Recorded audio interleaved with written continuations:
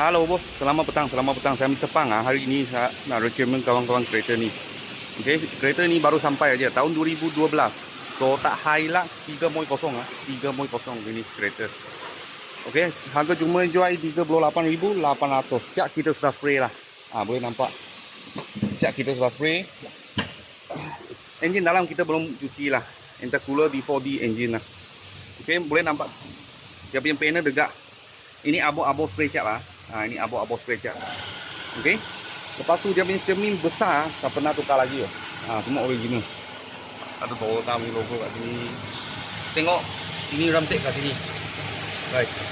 Boleh tengok 8865. 8895. Plan nombor. Okey. Ingat ini nombor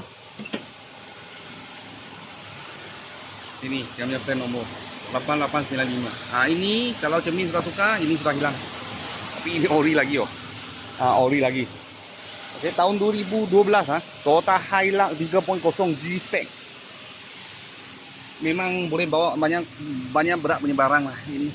Okey, tahun 2023. Tayar masih banyak lagi. Bunga masih banyak. Dalam macam ni.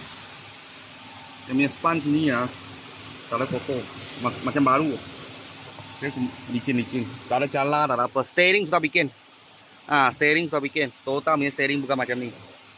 Okey, lepas tu Android Player memang ada. Dulu punya owner pasang lah. Reverse camera.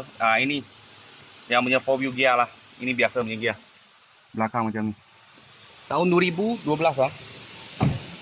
Semua Toyota lagi. 3.0 cc. Toyota Hilux 3.0 cc. Harga jual 38,800. Belakang punya tong pun cantik juga. Saya buka. Tengok.